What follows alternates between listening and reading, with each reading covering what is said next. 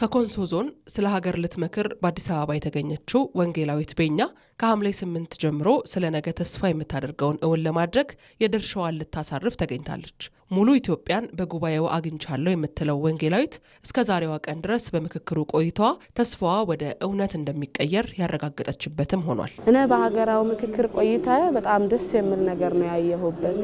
አንደኛ ነገር ኢትዮጵያን ሙሉ ያገኘሁበት ነው የሚለውና በጣም ደስ ያለኝ ነው ያሳለፍኩት። ኢትዮጵያን በማግባባት ለማስቀጠል ለትውልዱም ለመስራት ምክክሩ የገዘፈ አስተዋጽኦ አለው። ወንጌላዊት ቤኛም ከምክክሩ መጀመሪያ ጀምሮ የኢትዮጵያ የሆኑ አጀንዳዎች እየተነሱ መሆኑ ለተጠራቀሙ ችግሮች መፍቻ ዋነኛ ቁልፍ መሆኑን ትልቅ እምነት የጣለችበት ነው። እየተነሳለው የኢትዮጵያ አጀንዳዎች ናቸው።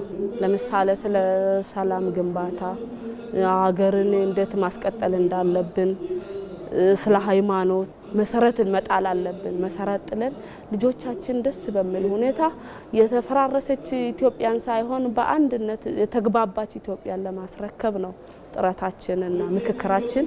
ስለ ኢትዮጵያ ነው፣ የኢትዮጵያ አጀንዳዎች ናቸው እየተነሱ ያሉት። ከእነነት ወጥተን ሀገር እንዴት ነው በመግባባት የምትቀጥለው?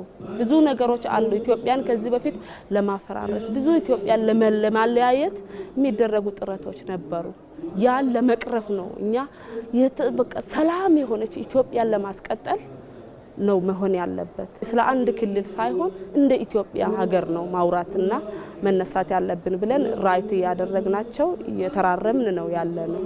የኮንሶ ወንጌላዊት እንደ ሁሉም ኢትዮጵያዊ ሁሉ በምክክሩ ነገ ኢትዮጵያ ጸንታ ባለመግባባት ሸብረክ ከሚሉት ሳይሆን ተነጋግረው ከሚጠነክሩት አውራ እንደምትሆን ጥርጥር የላትም። ኢትዮጵያ ለመፍትሄ ለምክክር ቁጭ ማለቷ ለዘመናት ያልታሰበና ያልተሞከረ ድል ነውና ለሌሎችም ሀገራት ተሞክሮ እንደሚሆን ወንጌላዊት በዚህ ምክክር አረጋግጣለች። በጣም ደስ የሚል ድል ነው። እኔ ራሱ በዚህ ምክክር ላይ በመገኘት በጣም እድለኛ ነኝ። በጣም ነው ደስ የሚለው።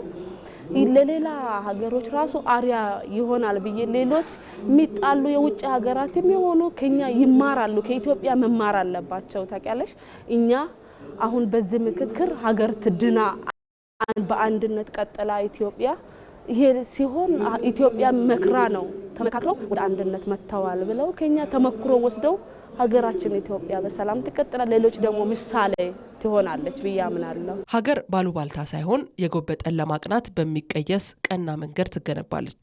ከምክክር ውጭ ያሉ አካላት የበሬ ወለደ ስሜት ሀገር የማሻገር አቅም የሌለው መሆኑን እስካሁን በመጣችበት ሂደትም ታዝባለች።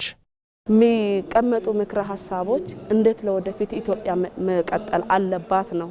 ምንድነው ያጋጨን ያከፋፈለን ያለው ምን ነበር የሚለውን ምክረ ሀሳብ እንዴት መሆን አለበት የሚለው ምክረ ሀሳብ እንጂ እኛ ውሳኔ እየሰጠን ሳይሆን እየተመካከርን ነው። ይሄ እንዲህ ቢሆን ይሄ ነበር ያለያየን ነበረውና እንዲህ ቢሆን የሚለው ነገር ነው።